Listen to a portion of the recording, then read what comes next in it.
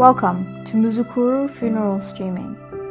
We are honored to provide you with a dignified way to be present, even from afar, to remember, reflect, and celebrate the life of a loved one.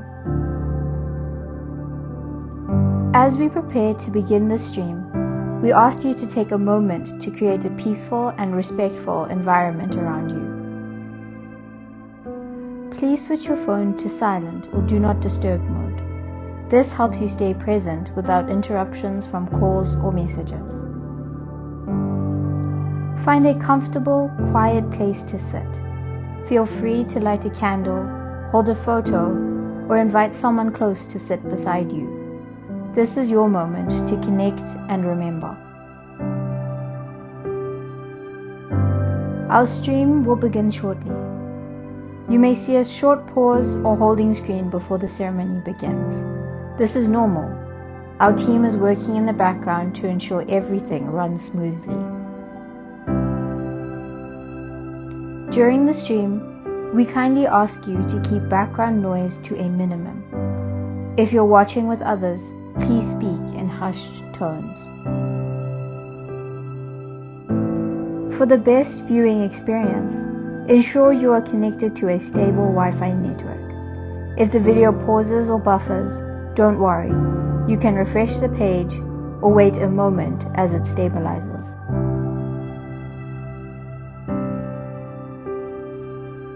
This service is not just about technology. It is about presence, memory, and love. Whether you're in the next room or another country, your presence here matters. Thank you for trusting Muzukuru Funeral Streaming. We are with you to honor, remember, and connect.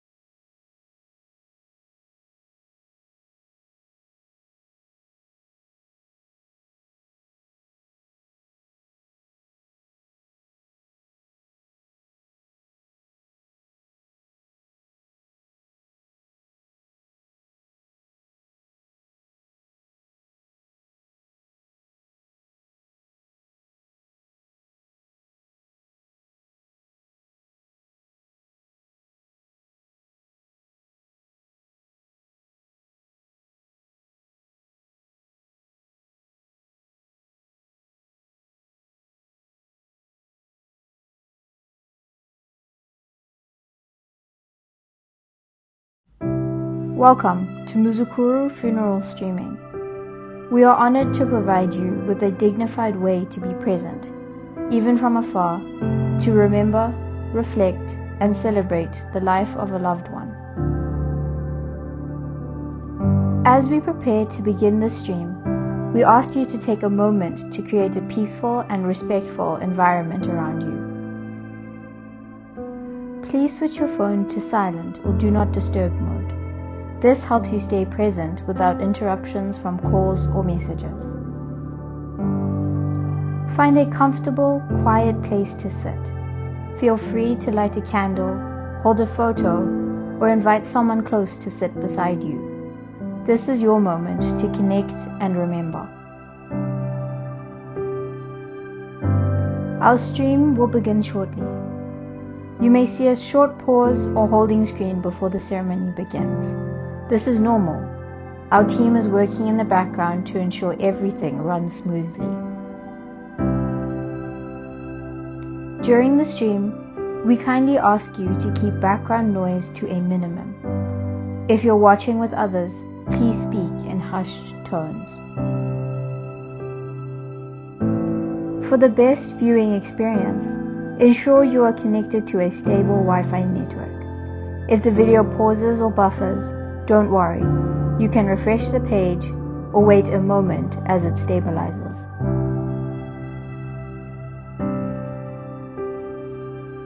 This service is not just about technology.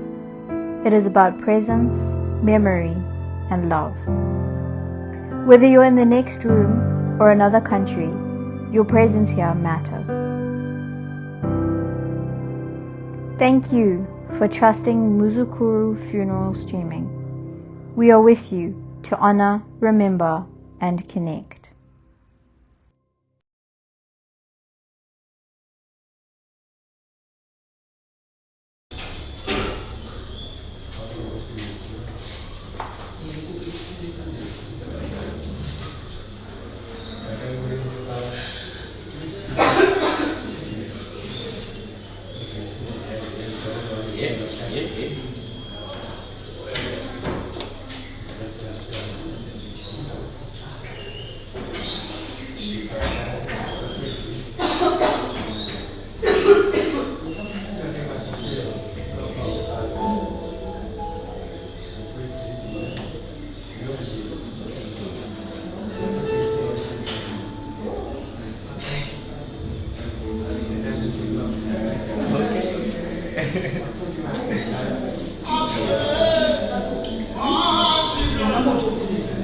Marvis Sigauke ngatipinde chapel.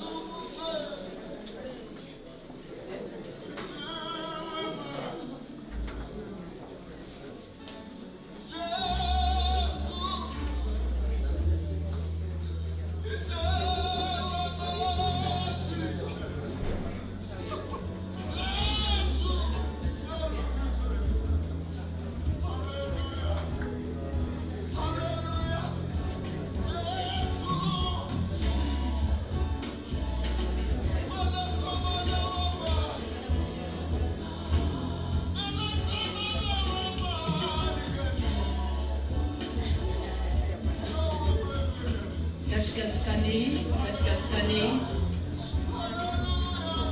think mukati tinogona kuita nzvimbo dzevanhu vaviri kana vatatu.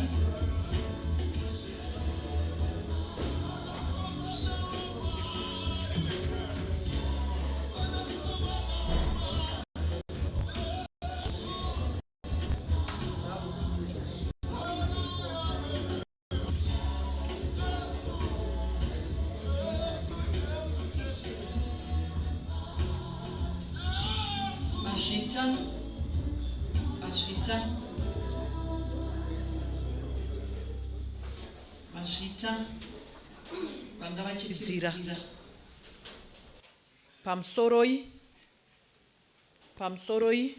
muri yekwaSigauke ndinoti nematambudziko muri yekwaSigauke. Mazvita ini ndoitwa mufundisi mudya nadzo. Tiri pano kuti tichemetese, tinotenda tichabatirana basa zvakanaka kusvika ranyatsa kupera kuzororo mangwana. Vachanopeta basa guru kuzororo mangwana vakamirira Old Mutual vanoitwa Mr. Magadzire. Baba sanganai nemhuri.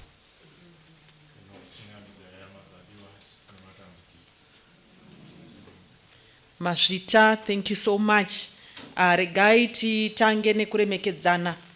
Ndichatanga nekuda kuremekedza vatatu vachazenge vari motikari inenge ine mudikani vedu, mai vemunhu vanoitwa Maibvise. Handina kuvanongedzerwa asi ndotenda vari pano. Alright, tokuremekedzai gogo. Musasimuke henyu, it's okay. Tokuremekedzai gogo Liziyo. Regai tiremekedze mai Banga. Tinokuremekedzai mama. Regai tiremekedze sekuru Liwayo. Tinokuremekedzai sekuru. Tikuda kuremekedza varasikirwa zvakanyanya kudarika tose, vanoitwa sekuru Sigauke, spouse yagogo Marvis. We are really sorry for your loss, sekuru. We are sorry for your loss. Tikuda kuremekedza vana vemudikani gogo Marvis, vazukuru vavo nevazukuru mvi pamwe chete muzita raJesu, amen. Tikuda kuremekedza zvakare rimwe boka rine ukoshi ranatezvara, vanatezvara vedu ndevekwaDliwayo. Tikuda kuti pamwe chete tivauchire maoko.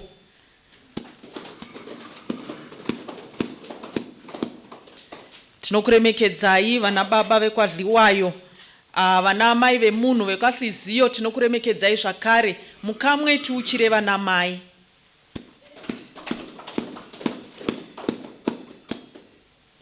Masiblings agogo Marvis Sigauke, vakoma vaning'ina hanzvadzi, tinokuremekedzai pamwe chete muzita raJesu, amen.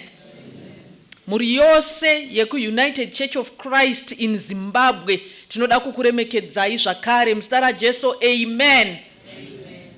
Ndiri kupedzisira nekuremekedza mufundisi vari pakati pedu. Hakusi kuvadupukisa asi ndaitira kuti vabva vativhurira rusando rwuno nemunamato, vakangoti kwanyano vobva vazonamata kana tavakwazisa. Tiremekedze Reverend Maibvise. Over to you mufundisi.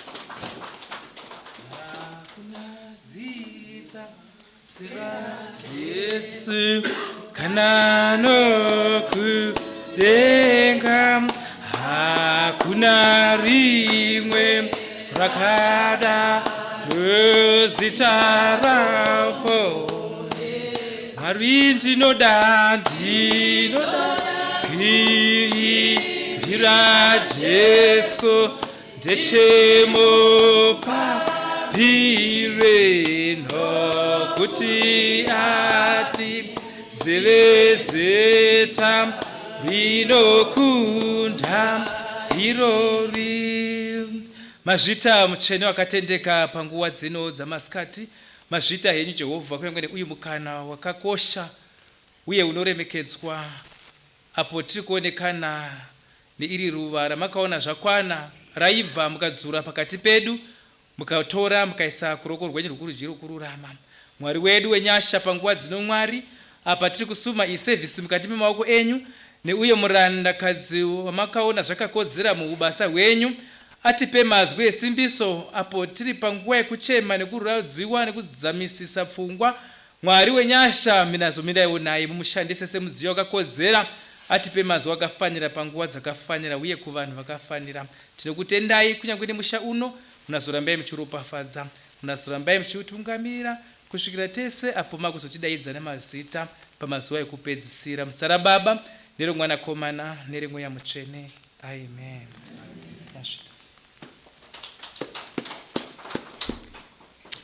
Thank you so much Reverend Maibvise nekunamata kuti tiwane kutanga zvakanaka. Nditenderei kuti ndiwane mascriptures mashoma ndichaverenga tichishumirana pamwe chete. Icho kwadi. Thank you so much Reverend Maibvise nemukana wamandipa wekuti ndishumire kukereke yenyu, ndototi ikereke yenyu nekuti imhuri yenyu naye ndatenderwa. Amen. Umwe anganetseka akati hakusi kuganhira here kwamai avo kwekuti tauya namufundisi vovagadzika pasi. Amen. Ndatenderwa, ndapiwa mvumo yekuti ndiwane chekutaura. Zvikanzi basa rakawanda mufundisi kumberi uko richiripo. Amen. Saka chimbondizorodzaiwo for now, ndosaka ndiri kutaura kwamuri. Amen. Pandanga ndichigadzirira for this service, inini pane zvandinongwarira kana ndiri pabasa rangu. Ndinongwarira kutsvaga kuziva kuti mudikani atisiyangai nemakore mangani. Ndo pandinonyanyoda kubata ipapo kuti ndinyatsoona kuti saka zvozodii. Amen. Saka ndichiona nekutsanangurirwa zvakare ndaziva kuti gogo was 72. Amen. Maoko kuna Jesu. Ndiri kuti tiuchire maoko nekuti musoko raMwari mapisarema chapter number 90 verse 10 inoti mazuva emakore edu anosvika makore 80 kana tiine simba makore 80. Amen. Kureva kuti denga rakatenda kuti 70 makore akangonaka kuti araramwe nemunhu akasika ini nemi pamwe chete anotenda kuti 70 akatongonaka. Amen. Ndosaka ndati maoko kuna Jesu, zvakare maoko kuna Jesu. Icho kwadi tiri kurwadziwa. Kutopindana kwemazuva kunaita kuti bhondi risimente. Amen. Saka mwaka ngokwachirwa patiri chete zvinototora kurema. Amen. Zvinotobata. Amen. Todii kana tabatikana. Isaiah 41 verse 10 anoti usatya ndinewe. Ndasarudza hangu just the first part. Amen. Usatya ndinewe. Nekuti munhu kana achinge atambudzika anobatwa nekutya kuti zvino mai zvavasisipo, zvino gogo zvavasisipo, zvino mudzimai zvaasisipo, zvino tete, zvino gogo zvavasisipo, tochidii. Amen. Ko gwanza iri richagadziriswa nani? Apa pachavharwa nani? Apa pachamirwa nani? Amen. Mwari obva ati kuna Isaiah usatya ndinewe. Saka nekumwe kutaura ndiri kuti mhuri yeRwaSigauke musatya, Mwari anemi. Amen. Musatya, Mwari anemi. Amen. Ende ndinofara nekuti akavimbisa izvi akatendeka, anove iye Mwari. Ndinotenda kuti tinomuimba kakawanda tichiti Mwari makatendeka, tichiti Mwari makanaka. Amen.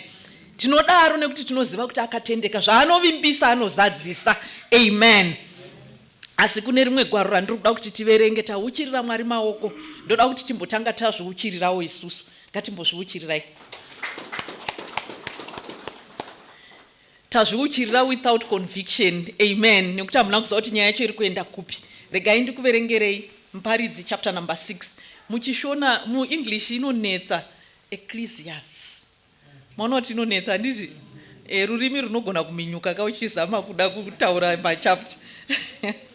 Ecclesiastes 6 kana kuti Muparidzi chapter number 6 verse 3 inobva yati munhu anogona kuva nevana vane zana agogara makore mazhinji zvokuti anove namakore mazhinji asi asingawani rufaro mune zvinhu zvakanaka zveupenyu uye akasavigwa zvakanaka. Ndinoti mwana akaberekwa nguva isati yasvika anokunda iye. Amen. Tizviuchirire zvakare. Pandaverenga apa pari kunzi munhu anogona kurarama makore akawanda, anogona kuita mhuri yakakura zvitori evident kuti gogo vanga vaine mhuri yakakura. Amen. Tiri kutozviona ipo panapa kuti gogo vanga vaine mhuri yakakura. Asi munhu uyu akasavigwa zvakanaka anenge akundwa nepreterm kana kuti negava mwedzi mukutaura kwechishona. Amen. Zvino isu semhuri yekwaSigauke taramba kuti hama yedu ikundwe nepreterm, ndosaka varongedzerwa nemutoo uyu. Amen. Saka ndati tizviuchirire maoko nekuti tagona. Vamwe vanofunga kuti izvi zvinongoitwa hazvimo musoko raMwari, zvitorimo, patogonekwa apa, paitwa basa rakanaka. Amen. It's evident, zviri kungooneka kuti paitwa basa rakanaka. Amen. Saka tazviuchirira kuzvikurudzira kuti taita chinhu chakanaka. Amen. Kana paine vamwe vauya vari kuda kuzokopa maitirwo aya, maakutotora manotsi. Amen. Saka taita zvinodiwa naMwari. Bhaibheri roti haungafariwo here ukaita zvakanaka. Saka zvinotaura kuti tine mufaro nekuti taita zvakanaka. Amen. Asi kana tauya kuno, tauya kuti tizonyaradzana. Amen. Pakurasikirwa kwedu. Ndizvo. Toda kuenda pana mapisarema watakajaira. Amen. Mapisarema chapter number 23. Verse 4 panonzi, kunyangwe ndikafamba pamupato wemvuri werufu, handitye nekuti ndinemi. Amen. Inini pandinoda ndepekunzi kunyangwe ndikafamba. Vari pamupata emhuri yekwaSigauke, ndisu tiri pamupata, tiri pakamanikana. Amen. Pakamanikana chaipo. Amen. Asi panzi panofambwa, kureva kuti kana patirapo tichapabuda zvedu rini hazvina anoziva. Bhaibheri roti zvakavanzika ndezvaJehovha, Deuteronomy 29:29. Asi kupabuda tinopabuda. Amen. Rini ndiye watisingazive, asi kupabuda tinopabuda. Tinopabuda sei? Kana tasimbiswa kunzi tisatya. Amen. Uye tichivimba naMwari anotipa nyasha. Amen. Mwari wedu achizoramba ari Mwari. Mwari wedu achiramba ari chi? Mwari wedu achiramba ari chi? Ehe. Pana bhavhu ramaziso kuti Mwari wacho asanenge atibata pasiripo. Amen. Ichokwadi asanoramba ari Mwari. Mukunaka kwake, muukuru wake, munyasha dzake, murudo rwake, mukugona kwake. Amen. Umwoti tiri panhamo kana kuti pafuneral saizvozvi, tingaone here kunaka kwaMwari, tingaone here kugona kwaMwari, tingaone here nyasha dzaMwari, tingaone here ukuru hwaMwari. Ini ndoti kuvimbisai kuti ichokwadi ukuru hwaMwari hunoonekwa. Amen. Simba rake rinotoonekwa. Tasvitswa pachidanho chino nekuti ndiMwari ane simba rose.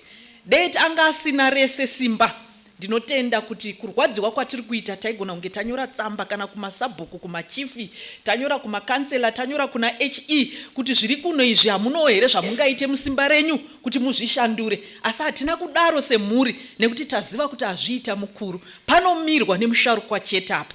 Amen. Hakuna umwe anomirapo. Amen. Panomirwa nemusharukwa oga. Saka anoramba ari Mwari musimba rake guru. Asi tikagumira ipapo chete pekuti tamuona musimba rake guru, zvichida tingakanganisiki, tikafunga kuti Mwari wedu haana kunaka. Mwari wedu akatonaka. Amen. Kunaka ndikoko kwe72 years dzaakatigamuchidza. Imimi munogona kutadza kunyatsozvinzwisisa, asi inini navamagadzire tine kakunzwisisa kari nani, nekuti zvichida patombobuda ane 3 years kana ane 6 months kana ane 20 years. Amen. Saka tinenge tichitoona kunaka kwaMwari. Amen. Kuti Mwari vakatendera mhuri 72 years nemudikani. Tinoona Mwari nenyasha dzake kuti tatenderwa kurongedzera basa. Tazviuchirira tikati tagona isu tarongedzera basa. Amen. Zviri munyasha dzaMwari, hakusi kungogona. Amen. Vamwe vaidisa zvikuru kuti varongedzere saizvozvo. Zvakakundikana vasangana na cyclone idai. Zvekuti kutaura kuno vachiri kuzama kufunga kuti hama iri kuyeredzwa iri pai, kuti yakatsikirirwa nedombo, kuti yakafushirwa nemavhu. Chii chakaitika kumudikana? Asi isu Mwari vatipa inonzi closure pachirungu. Amen. Tiri kuita body viewing, hatina kusangana nemazuva eCovid. Amen. Ekuti taigona kutadza kunzwisisa kuti ichokwadi here kuti ndiye mudikani wangu watachengetedza. Asi isu Mwari vatipa nyasha dzekuti tigone kuziva kuti mudikani anochengetedzwa papi. Amen. Uye tichizopaona kwemazuva nemazuva. Saka kunaka kwaMwari kunooneka, nyasha dzaMwari dzinooneka. Tine misodzi pamatama, tinoona kugona kwaMwari, tinoona rudo rwaMwari, kutoungana kwataitawo kurudo rwaMwari vadikani. Amen. Ndinotenda kuti nhasi asati atopera kana kuti tichinopinda muna mangwana aparegwe kuimbwa mazambara hariyo ane runyara mazambara ariyo runyararo rudo RwaJesu ndirwo rwatisanganisa rudo RwaJesu ndirwo rwatisanganisa. Tasanganiswa nerudo rwaMwari. Amen. Saka zvakadaro tine misodzi pamatama anoramba ari Mwari. Amen. Zvakadaro tinomuvonga nekuti ndishe. Amen.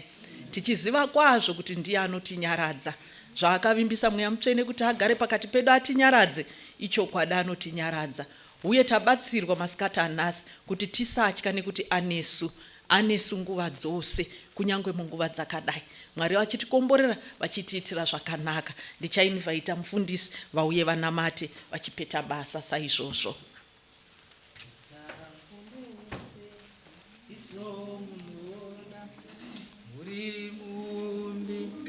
Ndiriwo dongo ndiumbe itenzi sezvo munhu ndainiwo ndakamiri randakatiwira. Mazvita henyu Mwari masikati ano zvakare tinouya pachigaro chenyu kutenda kukuru mazwi angari pakati pedu, mazwi esimbiso neyeuchidzo kuti hatisive mbeu mukati mweno nyika. Takatomirirawo mazuva, takamira yedu nguvawo kuti yakwana muchazotitora. Neuku kutenda Mwari mazvita nekutidzidzisa kunzwisisa kuverengeka kwemazuva tiri pano paino nyika, nekutisimbisa kuti mazviro kwazvo 72 years is enough. Tina gogo kumba kwedu, mudzimuri dzedu, munharaunda dzedu. Mazvita ropafadzai mwana wenyu arambe achizotipa zvemamwe mazwi munguva dzinotevera nekusingazoperi. Amen. Tinotenda tikaita tsika yekuuchira zvinoita right nai. Thank you so much mufundisi Mazvita. Takusvika kunoperera program yedu.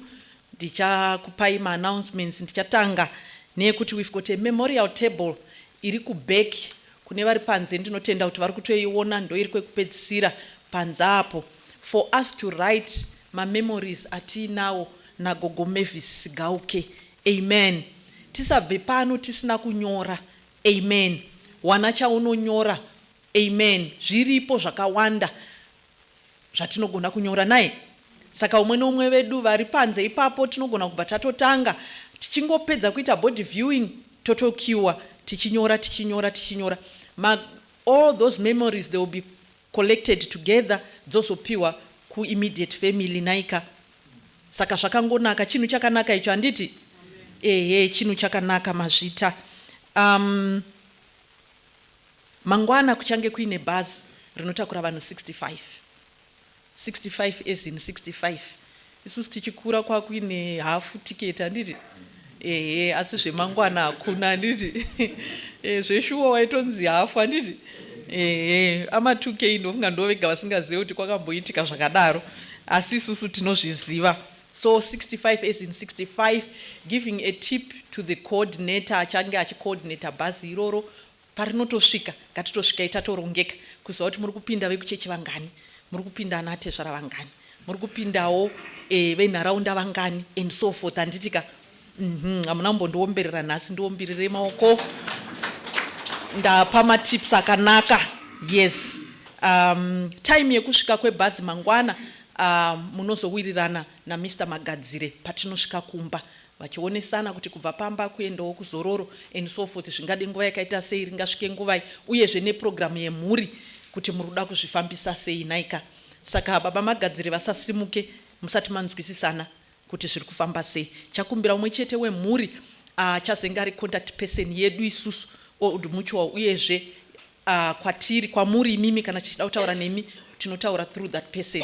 Imimiwo kana muchida kutaura kwatiri totaurawo through that person kuti zviite order naika, my instructions asazobve kuvanhu vakawanda wanda. Iyeye umwe chete anoona Mr. Magadzire tisati tabva pano. Patiri kusimuka pano kana paine leading car ane motikari ichange ichitungamirira kuenda kumba ndokumbirisa zvikuru kuti muuye mutaurirana baba magadzire zvakare. Kubuda mutauni kune nzira dzakawanda, umwe anoenda naJulius, umwe anoenda naHebert, umwe anodii. Amen. Kuti tionesane mafambiro route yatiri kushandisa naika. So vane leading car munouya motaurirana baba magadzire mozoisa paentrance padoor apa kuitira kuti vagozoiona makaisa mahazards saizvozvo. Ndinotenda kuti those are the announcements ndandinadzo. Ndisingazive kana kumuri paine any announcement. Takasununguka muuye muzotizivisa kana church zvichida toda kuziva kuti kune service here nhasi mangwana zvakamira sei. Tiuchire maoko mufundisi vachiuya. Maita henyu mutungamiriri webasa repano. Service tinayo nhasi nenguva sure 5:45 kana kuti 6 o'clock to 6:30 or to 7 o'clock. Then mangwana program endapiwa iri kuti service change iri konengwa za 8 mangwanani. Patinopedza sure by 11 to 12 ndio pane burial yedu. Thank you so much. Kana paine correction makasununguka kuti correcta nekuti izvi ndizvo zvandatumira. Mashita. Thank you so much mfundisi. Regai vatagadzirisa futi ipapo. Burial time yedu ngatiizivei muri handitika kuzororo tikanonoka tinenge tichitemba homwe.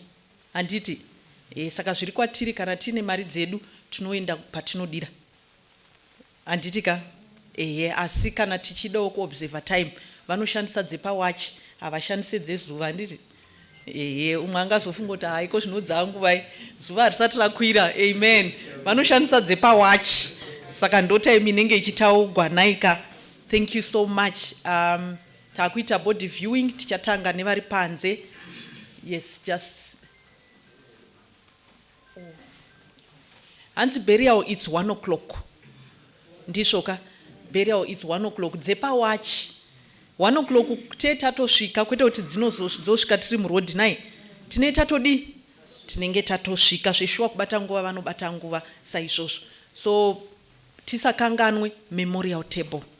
Okay, tisakanganwe chi memorial table. Over to you baba magadziri. Tichiimbirwa tichiita body viewing tinotanga nevari panze tinoya neaisle iri red carpeted tobuda futi neiyoyi aisle iri red carpeted tichienda pamotikari yamunongoona kuti yakanaka. Handiti ukangobuda panze yakanaka masvika. Amen. Yes, thank you so much. Tiimbirwe yedu tichiita body viewing saizvozvo.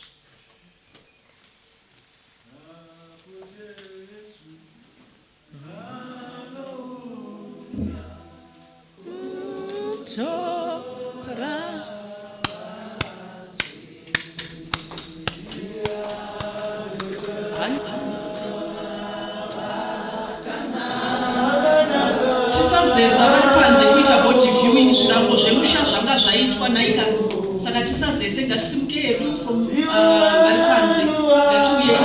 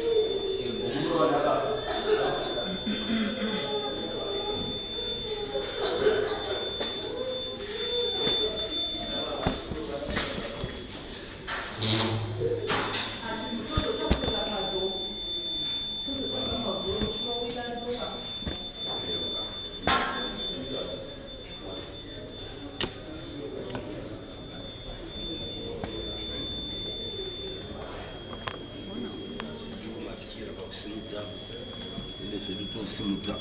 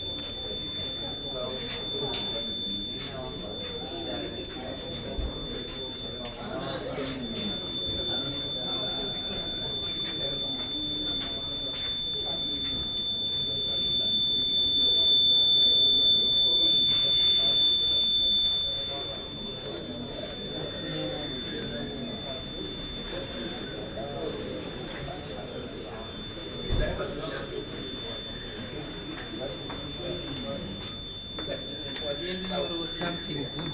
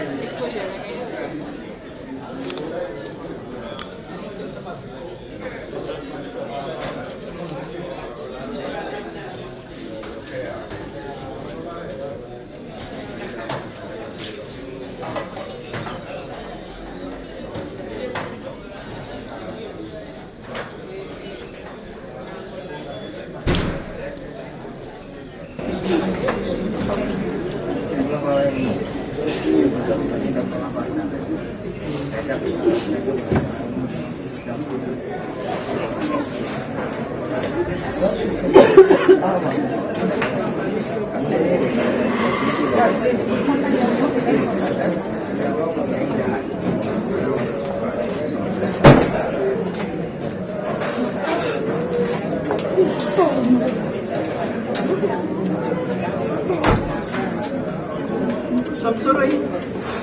Tofamba zvakanaka naika. Tese tichakudanika pakati motikari vane lidhinka handiziva kuti vanga vauya here. Vane lidhinka.